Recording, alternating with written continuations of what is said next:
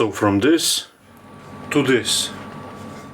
Not sure if I'm going to change the title or not, but in this case I'm a woodworker and a wood turner, and this is my offcut, and but obviously we don't throw anything away. Now the story behind this is that I have an order to make 200 of these. These are shot glasses. They are designed by Emma Gerovac here in Croatia. This is her licensed product, and I make these for her.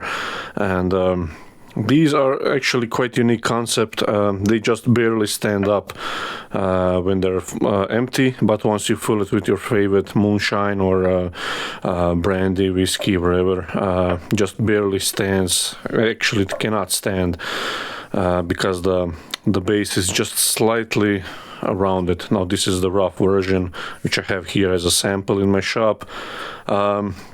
So the idea is once you fill it, you have to drink it immediately. And now to make those shot glasses, they need to be from a European walnut, and I'll just have to bring more light here, just a second.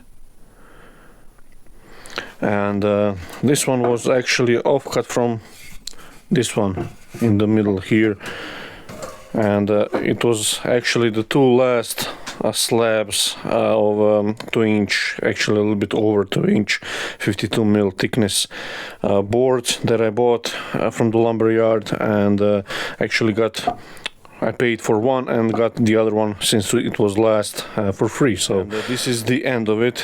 So if you can imagine the log, this was the bark side here all the way. So you can find these quite often in your local like cabinet workshops, woodworking shops. They usually throw, especially if they're quite short pieces, they usually throw them away. But we know better, and we can make something out of this. Now I'll just put the stand, I'll just put the camera on the stand and see what I can do. Now what I have in mind to get from this kind of shape, it's full thickness here, but only on this little spot here, and it's almost half the size on this side. So what I'll try to do is get a nice little plate out of it, something like that. So just see where we are. Now I can scooch over to this the thicker side here, and that will, I'll go here. I can scooch over here a little bit more.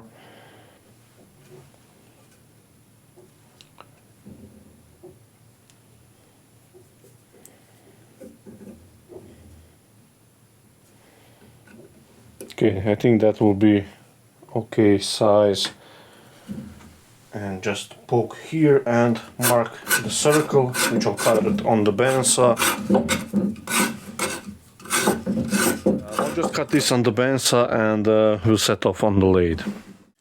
Now bear in mind, I don't have a set design in my head, so all I know is that I want to make a plate, and this might be a good exercise for you to see how I go about design on the fly.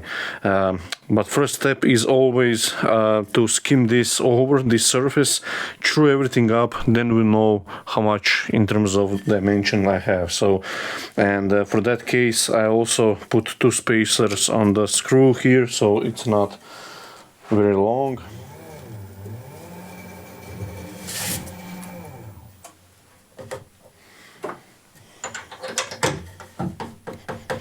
Spindle gouge, and we start slow.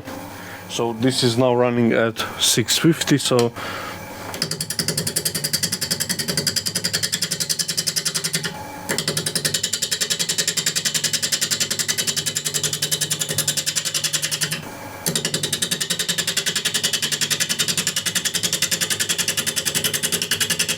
now what I'll actually grab is 16 mil ball gouge.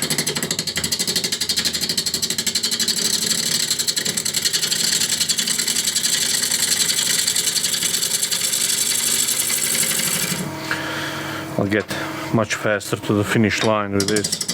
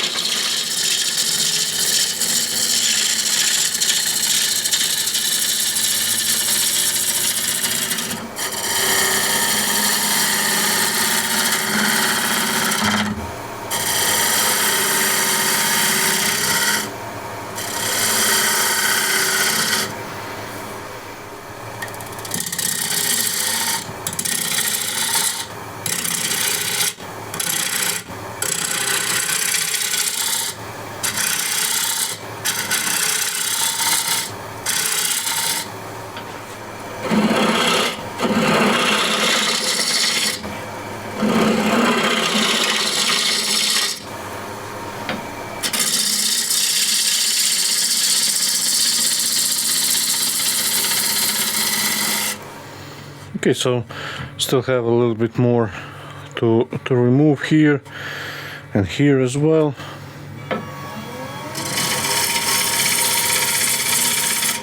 Well, I can actually increase the speed now.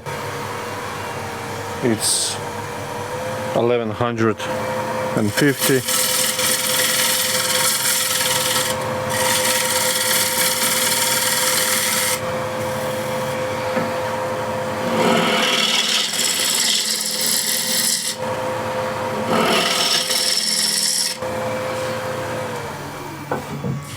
And that should be pretty much it as for chewing up. And here I chewed up the rim as well. So that's what I can do, and that's actually quite a nice chunk of timber here. Okay, so now what I can do is mark for the recess. I think here the recess will be much better. So this is, for instance, 82 mil. That's roughly the size of the foot that I can put on without leaving the mark, and that's way too small. And if I go 100 mil, for the recess, I think that will be okay. Now for the recess, I have this narrow square and scraper. So just leaning it back and forth like this, transferring the cutting edge from the very left point to the right point, and I don't have the entire edge in contact at the same time.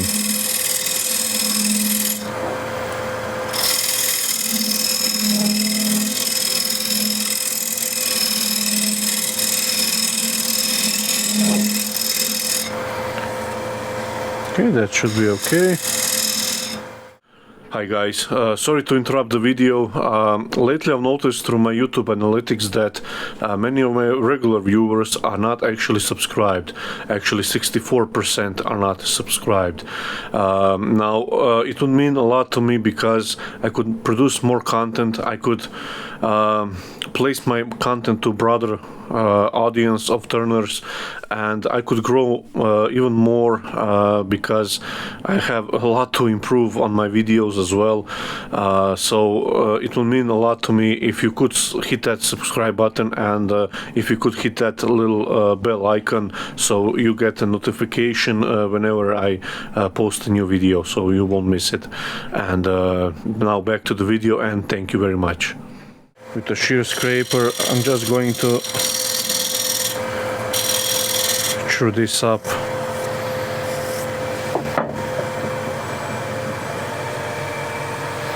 And now with this hump in the middle, I can do whatever I want, shape it the way I like it. And I always like to sort of leave like a dome, because if you go a little bit thinner on the inside, there is not like a very thin sound to it. So, but obviously I want this to be lower than this. So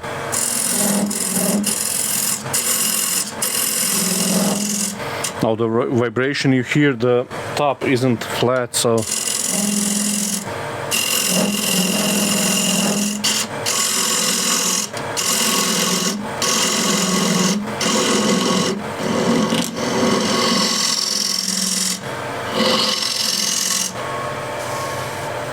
that's actually feeling quite bad for a scraping cut, which it is actually, but that's the burr from the grinder. But what I'll do is put the fresh one with the screwdriver. So I like to remove the old burr with a fine file. This is, I believe, 600 or something like that, 800, something like that. It's quite fine. So remove the remnants of the old burr. Now burnisher would be nice, but I have this screwdriver, and what I'm going to do is just draw the steel from the top out, and the burr you'll feel here underneath actually. So now I do this on the flat surface, it's much easier, but you can do it on the tool rest as well, like this. So I'm massaging the burr over the edge keeping the screwdriver quite flat, but as you apply the pressure here, you're bending it slightly and you're bending the hook on the very here, the edge. And now just find the bevel, raise it just maybe 1 degree and roll it up.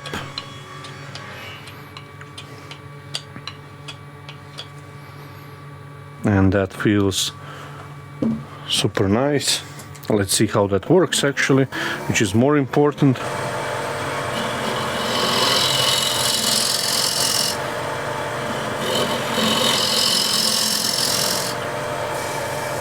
Yeah, that feels better.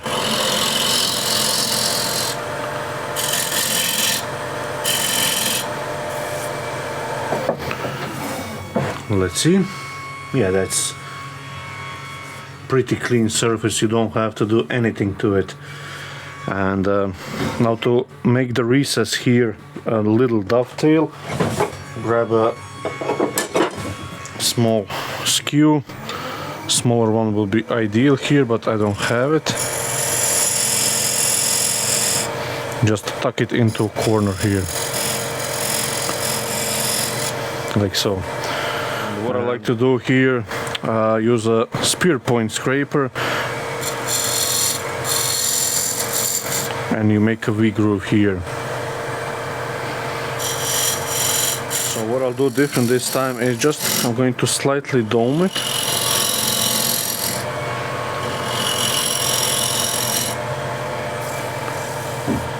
Will accentuate this kind of here where the two meet. And let's just let's start from the center actually. Poke it in.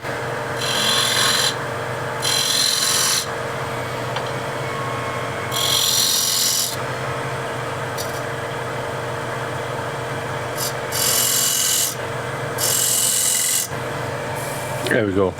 Now once I've put those grooves in, what I can do is just slightly make them round.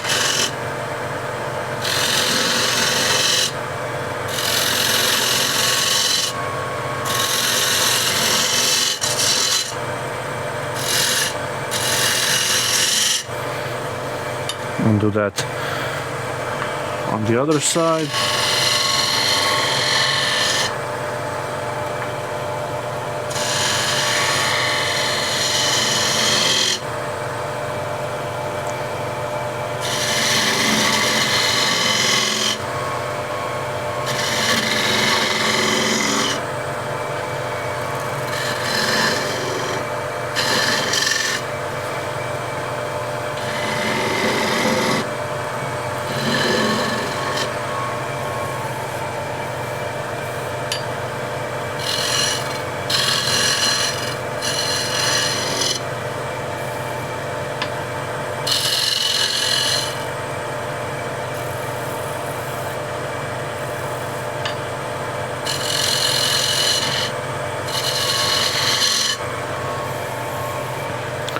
Okay, so we have now a set of beads here, and they're actually quite nicely cut.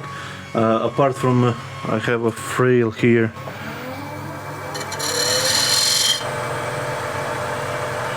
So I'll go from both ways, and now just finesse if you have any like flat spots.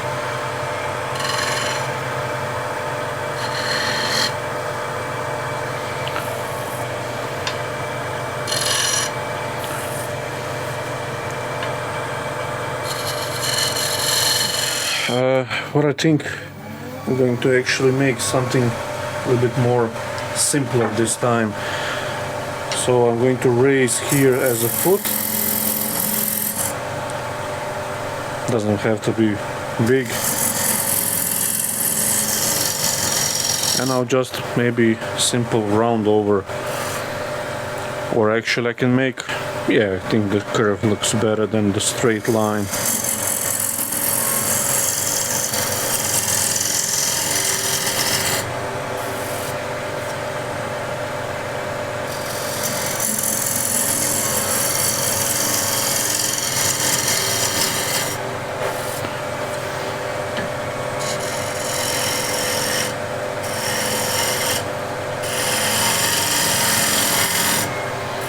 Okay, the outside finished, so that's a little bit of scraping here, and as you can see, that's marvelous surface, really nice.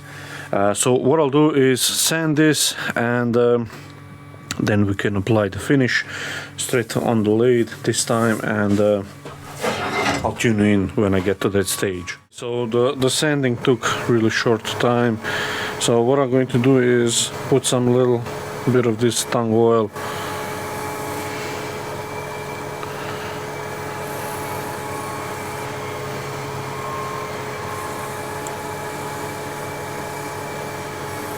get it into all these grooves in the corners.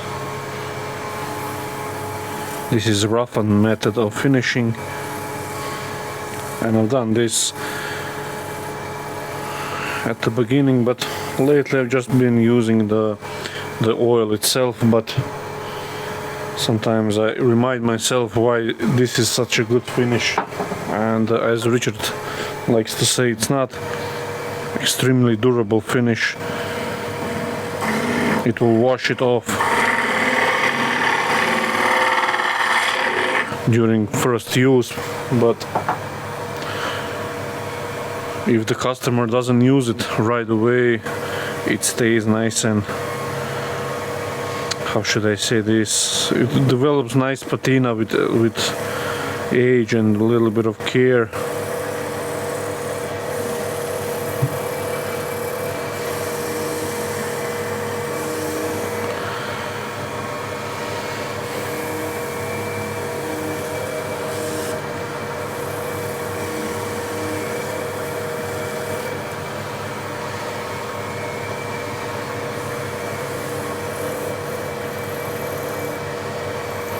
Just to get the wax off the corner inside, I put the nail in from the grooves and just push it here into between the beads so it all melts nicely, and that's it. That should be nice, and that is really super nice surface. Now the one thing that I've changed is I put a little bit of Scotch Brite pad as the final grit after the inertia sander. Just gives a little bit more sheen, let's say, but just a little bit, and yeah, that looks quite nice. So now what I'll use jaws to expand in is this just tiny little, you can probably see, recess, and that's plenty enough to hold this on. If you have obviously the right kind of jaws. This has a nice, it's not sharp edge here, but it's nice and crisp. Okay, so what I'll do first is just flatten this, and that I'll use a ball gouge. Bring the speed up a little bit more.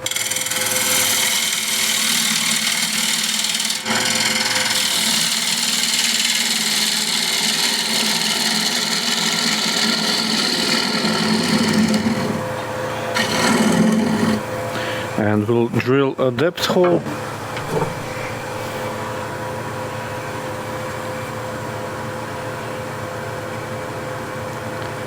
And I don't want this to be extremely thin on the bottom, obviously, so I'll go between these two lines, like so. So that's shear scraper, covering everything with nice little shavings, and first what I'll do is find the bottom of the hole.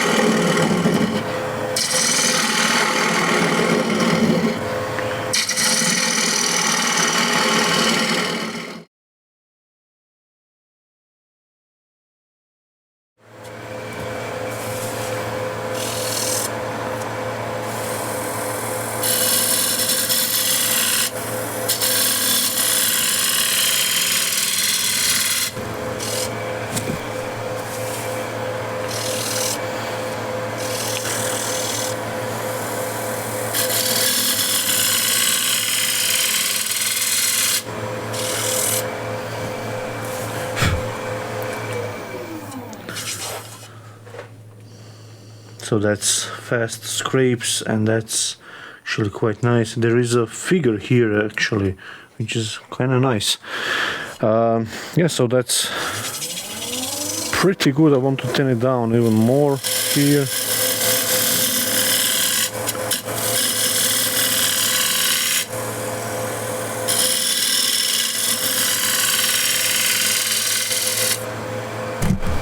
Oops.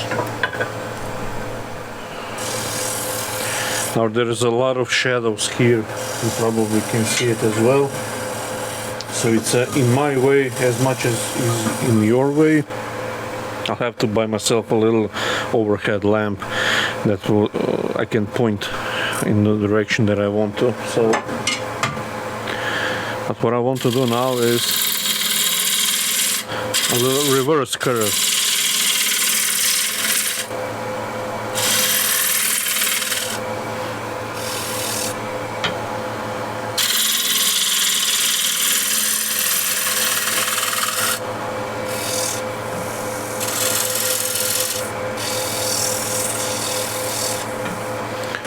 Let's see how that's surface at the bottom.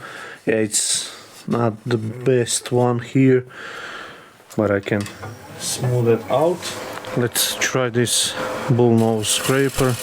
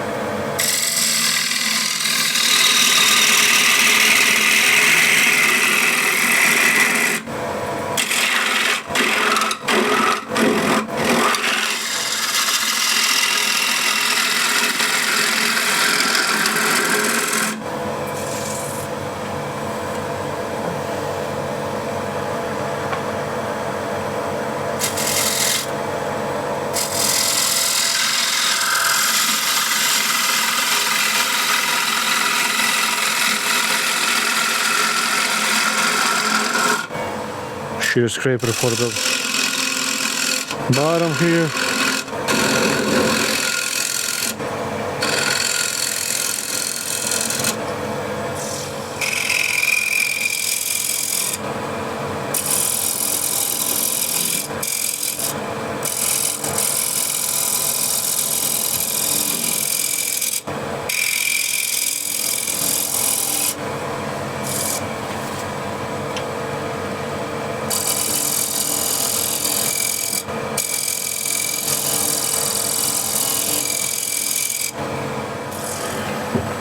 Oh, and here actually the rim, still want to maybe give it a little bit more curve here.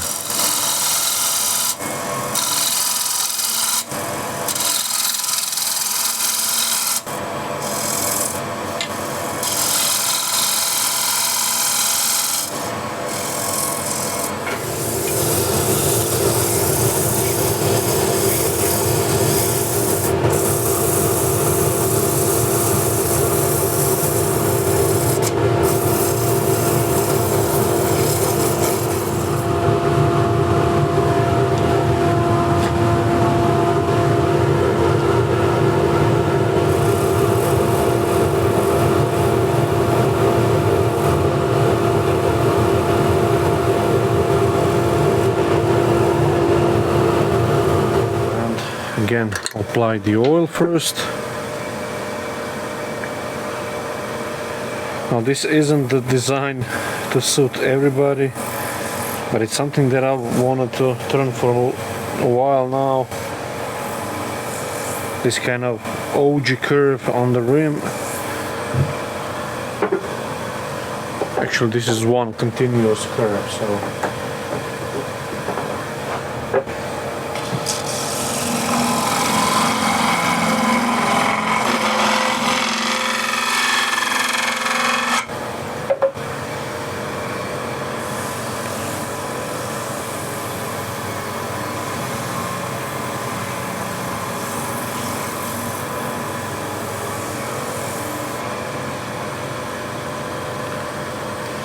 and I cut myself the world's smallest rag. I don't have socks like Richard do.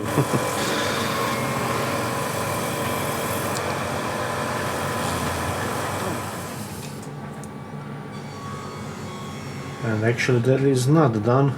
There are a few spots here of deep grain pores that are not filled actually, so I'll just apply a little bit more oil on the rag and wipe it manually without the lathe running to force the oil into those pores.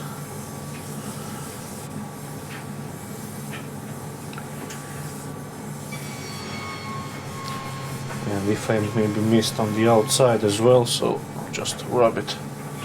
And we applied the wax one more time, and I'll show you the finished plate now in a few seconds.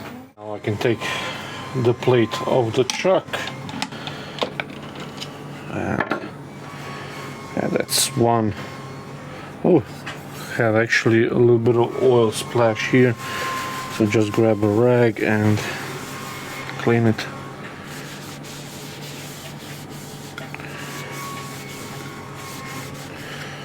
Buff it off with a clean rag.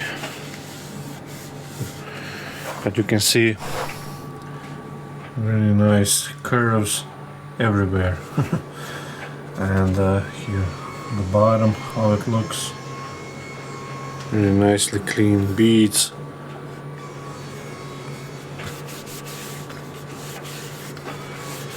And this finish is always nice to put on because it's nice and soft, and you actually can feel the finish with your hands, which is kind of nice. And here is that little bit of figure, hope you can see it, goes here as well, and really nice plate, and really good in your hands like this. And this kind of sheen will wash out during the first use or washing, so it won't be like this forever. And yeah, it looks really nice, and it has a nice tone to it. It's not really tinny, it's just right. So now, after done this, now it's time to hop on the bandsaw and cut away the 200 blanks for the cups.